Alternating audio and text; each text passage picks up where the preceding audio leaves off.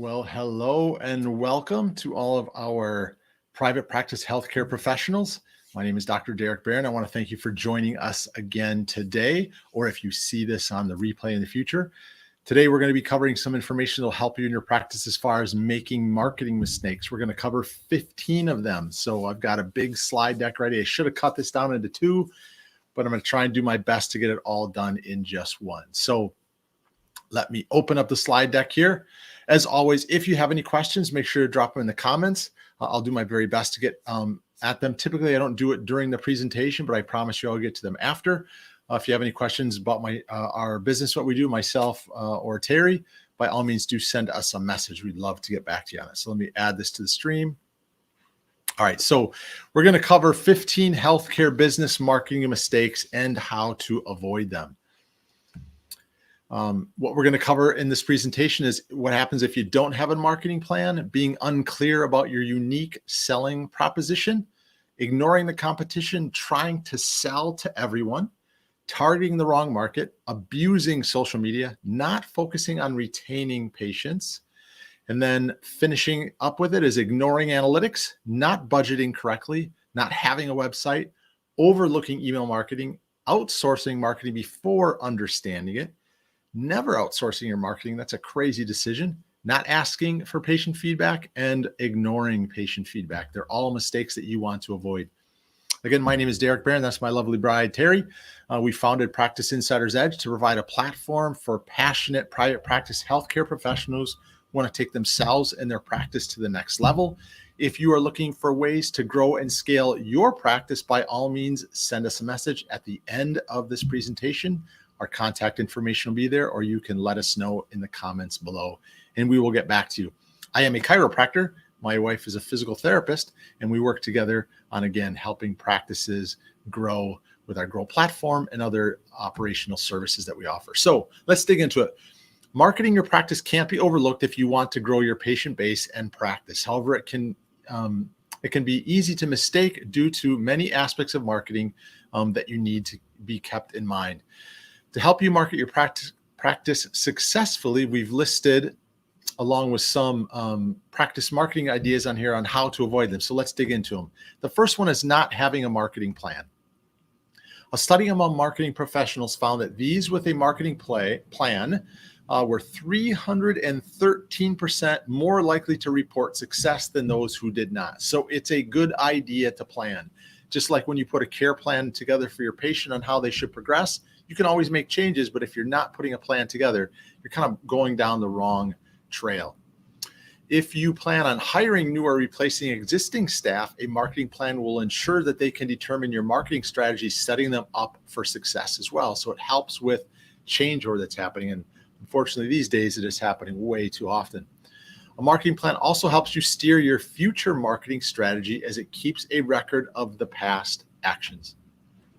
While this post itself won't cover how to write a marketing plan, it generally contains the following components: target audience and buyer personas, competitor analysis, your unique selling proposition, what makes you unique, what patients you go after, your ideal patients that we talk about, that message that speaks to them, and the solution you provide.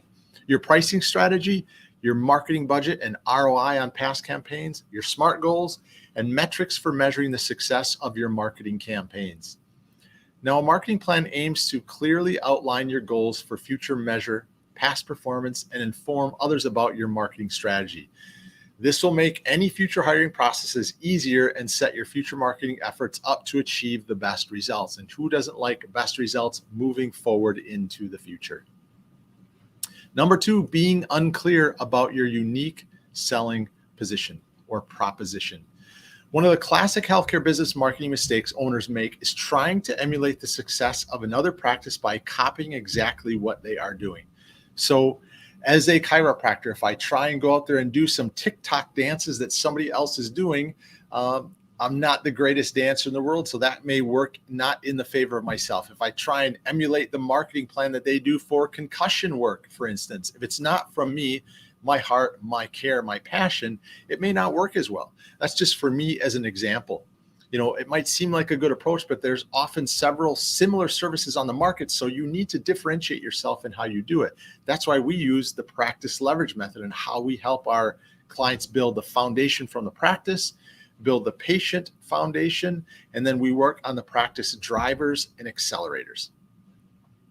While having a USP doesn't mean having to sell something that no one else has sold before. It just means that you need to do differently for yourself than for your competitors to reach a different patient base than theirs.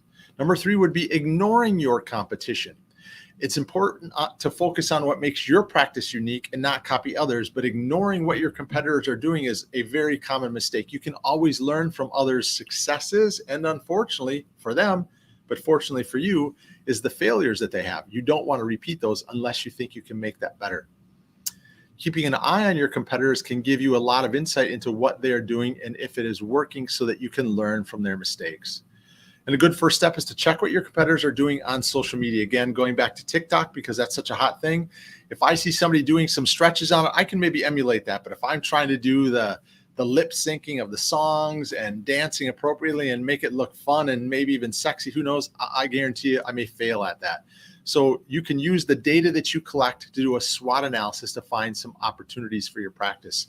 And if you haven't done it, we can talk about SWOT analysis for your practice as well. But SWOT stands for strengths, weaknesses, opportunities, and threats. By identifying these aspects for your practice and your competitors, you'll gain insight on how you can beat them. Number 4 would be trying to sell to everyone. As a healthcare business owner, you want as many patients as possible. I get that. We help people do that. If you're interested in more new patients, let us know. There's nothing wrong with this, but the practitioner often doesn't consider everyone as a potential patient. What I mean by that is we always say you can treat from grandkids to grandparents, but you must have an ideal patient that you go after. That's your number one marketing plan that you're trying to go for. Now, I always tell people, which one of those patients do you enjoy treating the most or being around, and that you can potentially make the most money with or off of? And that's not a negative thing. It's, would you rather fill your practice with low back patients or bunion patients? That's pretty simple. For me, I want low back. So the problem with this approach is that you might end up selling to no one by attempting to sell to everyone. So by having a well-defined target market, you can focus your marketing efforts on a specific group of people whose problems your services can solve. You can further refine your strategies by developing buyer personas or profiles of your ideal patients that you can use to determine who to target, how to target them, and where. So again, this is our practice leverage method. On the bottom, you can see the practice foundation. We're critical on our making sure our clients or you have a foundation of a Google Maps presence, having a 5-star reputation, doing what you can to beat or exceed your competitors in your market, making sure your website is mobile optimized and is a lead generating website, and making sure you have a social media presence that you can tolerate. You don't have to do TikTok. You don't have to do Instagram. Do something that works best for you. And then you increase the patient foundation. And as that foundation works across for your patients, we then help you create lead magnets to build trust and authority by doing videos or consultations. And then we help you with the conversion of those as to new patients in the office. That very top level, that practice accelerators, is once you have a good flow of the foundation in the bottom section with your ideal patients, then you turn on the floodgates of patients on demand, start increasing content that speaks to and or about those perfect patients, and then build a retargeting roadmap.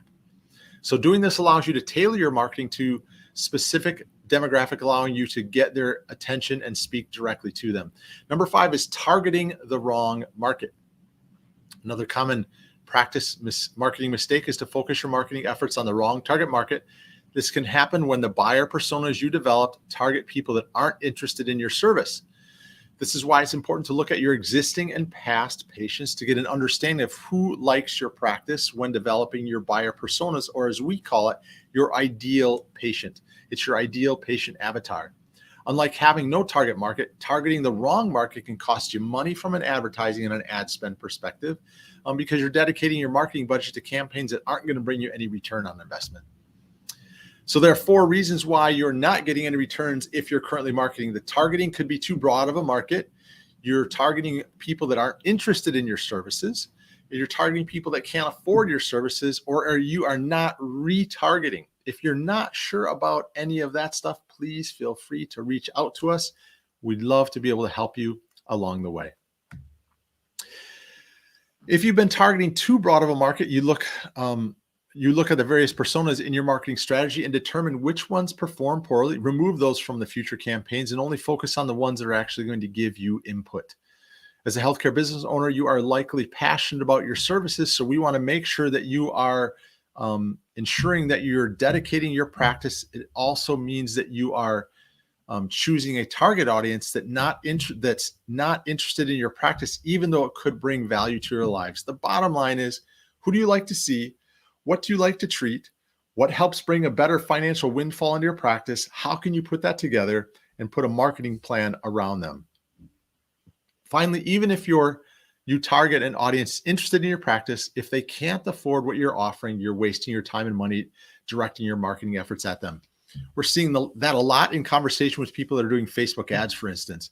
So they have too broad of a reach. They are marketing the wrong people. They're not asking enough questions. It's not good enough to just get a lead to the practice. You have to get a lead that has answered some questions that are pre-qualified to come in. Number 6 is abusing social media. A common healthcare practice marketing mistake is to abuse social media by treating it as a platform for hard appointment marketing. In other words, you don't just want to do that. Practices should use social media to create brand awareness, interact with their patients in a non-appointment capacity. Gary Vaynerchuk had a book out years ago called Jab, Jab, Jab, Right Hook. Jab meaning give data, information, education. So educate, educate, educate. Hit them up on an offer. That's something that you need to consider in your practice. This means that your social presence should highlight aspects of your practice, such as an employee milestone, and be a place where patients can easily engage with you instead of featuring an endless stream of posts urging followers to buy your service or set up an appointment. I know a lot of docs will do something on Instagram where they'll say, these are our appointments left for the week. That's not bad. It's a great idea. It's a great way to fill your calendar. Of course, including a call to action in a fun way as a part of engaging content isn't a problem. However, your primary goal for social media shouldn't just be sales. Number 7 is not focusing on retaining patients. Another mistake many healthcare business owners make is thinking that they need a constant stream of fresh leads coming in their practice to grow. One of the biggest mistakes is you spent money on getting that list of patients, email list, files, whatever it may be. If you are not actively attempting to reactivate those patients into your practice, you're losing money on a monthly basis. It may seem logical that the more people that are in your practice there are, ensuring that your existing patients are taken care of is just as equally as important. So many companies are quick to respond to patient complaints because losing a patient costs them more than trying to acquire a patient. In other words, the focus here is on the patient's lifetime value, since a happy patient will come back repeatedly, spending more time and money at the practice. And the truth is, a loyal patient will actually refer more in. So a new patient's lifetime value is low, and spending time and money marketing to new patients could reduce their lifetime value overall if you don't hit the right market and they leave after they're out of your care plan, if that's how you choose to practice. This means you should not only focus your efforts on acquiring new patients, but also ensure that the existing ones are happy. You can do this by creating content that you know your patients will enjoy, creating additional services that keep patients engaged, provide amazing patient service that makes them feel special, and listen to and act on patient feedback. Not only will loyal patients return to your practice regularly, but they will again also likely spread the word of your practice to others. The great thing about word of mouth is that it's a powerful marketing tool and that it builds trust in your practice and costs you really nothing to do that. Just always make sure you're doing a good job. Going into the last half of this presentation, ignoring analytics. As a healthcare business owner, it can be tough to keep track of every aspect of your practice. But luckily, when it comes to your online marketing, there are just a few number of tools that exist allowing that measuring of performance of your marketing campaigns. A common marketing mistake is not engaging any tracking or reporting of your campaign or analytics. Ignoring your analytics means that you won't be able to determine what works, what doesn't, and what needs to be adjusted for better results. For your website and online advertising, Google Analytics and Google Search Console are the easiest ways to get insights into your website's visitors without breaking your marketing budget. There are also more analytical advanced tools that are out there. However, you just can't beat the freeness of Google Analytics. It's a price you can't beat, and the service is fantastic. You can also use many ways to track consumers offline so that you can determine how people found your practice. These include coupons, referral codes, which will give you new patients and data about them. Number 9 would be not budgeting. Marketing budgets are important because they give you an overview of your practice expenses, allowing you to optimize your spending by researching for low-cost alternatives and ensuring that you aren't paying for marketing tools with similar functionalities. An easy way to get an overview of your marketing spending is by making a list of your expenses, grouping them into categories, and then researching each category for lower cost alternatives. Number 10 is not having a website. In 2021, believe it or not, less than 2/3 of practices had a website, and 41% of practices without a website say their practice doesn't need one. That's nuts. In my opinion, that is just nuts in today's day and age, unless you are in a very small rural community that you are the only one that's there. Maybe you don't need it that way. However, according to a recent study, 97% of consumers use online media to shop locally. This means that even if you are a practice, if you don't have a website, you're missing out on a lot of potential patients. Now, it's true that it wasn't as important for practices to have a website if they focus enough on local advertising and gaining exposure through word of mouth a few years ago. However, that has just changed so much. It's not the Mercedes 80s. That dates me a little bit, but I wasn't in practice then either. I just remember a lot of docs talking about the Mercedes 80s. But in this day of age of smartphones and ever-present Wi-Fi, patients go online first when looking for solutions to their problems. Are you there? Do you have a good Google My Business presence? Do you have a good website like we're talking about? And do you have more reviews than your competitors? If you do, you are more than likely to win. A website adds to the authenticity of your practice, being both a marketing and a communications tool for your practice, allowing you to sell your practice to your patients and touch base with them often. A website can also save you time since you can house all commonly asked questions about your practice here, or questions that patients want answered. It's a great way for you to not have to always reinvent the wheel. And it used to be complicated or costly to get a website up and running these days, but there are many easy to use website builders out there, including WordPress and Squarespace. These make it simple for anyone to create a website without needing to write code.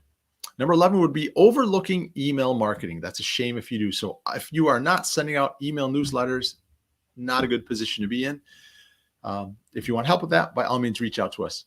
Email remains one of the best marketing tools out there. With a return of 42 on a $1 investment, email marketing should not be ignored. And unlike other digital marketing tools, email marketing isn't at the mercy of an algorithm like Facebook, and it costs far less than certain social media advertisings. There are a number of strategies to build your email list for email marketing, such as lead magnets, email gated landing pages, and pop-ups, and more. We also do something on our websites called our Grow Bubble. You can check that out at GRRO Bubble, BUBBLE.co, growbubble.co, GRROBUBBLE.co. You'll be able to see this cool little widget that we put on websites. Once you've started building an email list, you can use an email marketing platform to send out automated drip campaigns, keep your patients updated with newsletters, and measure the performance of your email campaigns. Number 12, outsourcing marketing before understanding it. Now, I don't 100% like this because I think that everybody trying to learn everything within the practice as far as marketing is asking people a lot. But if you do have some time, it would be great, because working with agencies like ours requires an understanding. And if we're speaking above you, we could pull the wool over your head. We don't want to do that. We want us to be on an equal page with that. So if you can do your best to make sure you're up on Facebook or Instagram or Google or reputation marketing, it always works better when you have a teammate that works with you on that. So in order to achieve the best results, you'll need support from an agency like ours. But insist on the knowledge about the practice in order to help make the best decision for marketing your practice. So we work together to put together the best messages that will help bring in more new patients. So not understanding your marketing can lead to one of two scenarios. This is actually just one. On the next tab is the second. A healthcare business owner with no understanding of marketing hires an agency because they think they have to do it, and it lets them do what they want with little input. At the end of that year, the practitioner is disappointed in the lack of improvement, but which is ultimately due to their, meaning the practitioner's, lack of input and conversation with the agency owner. Healthcare business owners also agrees to a marketing strategy only to later not give into the support needed because they see the lack of value or feel it was too much work, leading to partial execution on the strategy and only limited results. Another scenario will result in bad results or a disappointed owner. Of course, sometimes marketing agencies are not to blame for poor results. I don't always think we're to blame. Sometimes there is. We do the very best we can to fix that. And without understanding of marketing, you'll not be able to actually speak confidently with and around that issue. And you can't necessarily always control what an agency does and how they communicate, but from their end, meaning our end to you, we want to speak as much, we ourselves as our agency, we do, but there are others that don't. But you can always ensure on your end how much communication you are providing. And it would be never outsourcing your marketing. That is a big mistake. So while outsourcing your marketing to an agency before you have some understanding is a mistake, never outsourcing is just as much as a detrimental mistake. Healthcare business owners often wear many hats. This can be exhausting and have a negative impact on your practice, not just the practice, your life as well. Hiring a digital marketing agency to help with your online marketing allows you to concentrate on the aspects of your practice where you can have the most impact. And of course, as mentioned, you will need to work with your agency in order to achieve the best results. Relying on their expertise ensures that online presence is the highest of standards for your practice. With the right marketing team, you can be sure that everything from your SEO, social media ads, landing pages, social promotions, and more are taken care of. Number 14 is not asking for patient feedback. Regardless if you have a physical building or you have a concierge practice online or even a mobile practice, you can ask for feedback in person if you're not comfortable doing it by emailing an anonymous feedback survey or calling the patient after they've used your service. I was just speaking with a doc earlier about this. The important part is just to have this little doorbell in your mind, meaning I walk into you, hey, doc, I can't believe how much better my low back is feeling. And it goes ding, ding, ding, ding, ding. Derek, it's great to hear that you're feeling better. You know what we're trying to do at our practice is actually let more people know about the services that we offer.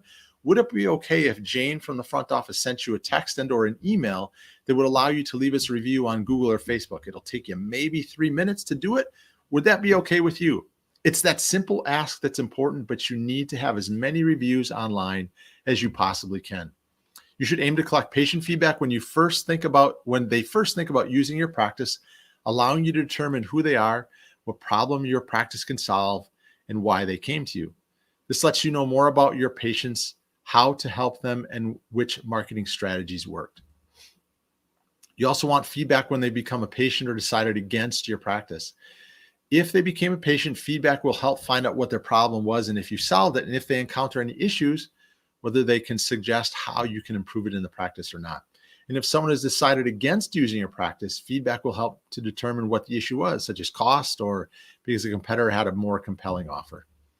Patient feedback allows you to see your practice from a different perspective, helping you improve it for potential patients. Number 15, the final one. Thanks for hanging with me for this maybe 25 minutes. Ignoring patient feedback. For healthcare business owners, ignoring patient feedback can lead to existing patients moving on to the competition or prevent leads from converting into patients in the first place. While you don't have to act on all of the feedback to be aware of it, so you can also use your guides to decision-making in that feedback that you get. Of course, hearing what is wrong with your service can hurt as you've invested a lot of blood, sweat, and tears into your practice. However, in order to get an objective overview of your practice, you need to remove your personal feelings and get the input of others. Acting on feedback is a great way to show your patients that you value their opinion and experience, building loyalty and ensuring repeat practice visitors. So again, my name is Dr. Derek Brain with Practice Insider's Edge. You can reach us by our email there, team@practiceinsidersedge.com. You can call or text us on that phone number. And I am going to take this off of the stream. So I want to say thank you very much for sticking with us. I think this is week 3 of the year. So it's our 3rd week in a row of being at. I will be back next week. Don't know what it's going to be just yet. Still putting all of it together. But if you are a private practice business owner and you're watching this, whether it's on one of our social channels, comment below, or if it's on one of our landing pages, fill out the form below. If you have questions about marketing mistakes that you might be making or how you would like to avoid them, we would love to help you out as much as possible. Again, we would like to help you succeed on all levels in your practice. Thank you again for watching. Stay tuned for next week, where we'll be back with another exciting session of what you can do to help your practice grow and scale. Thanks so much. I appreciate your time. Have a great day.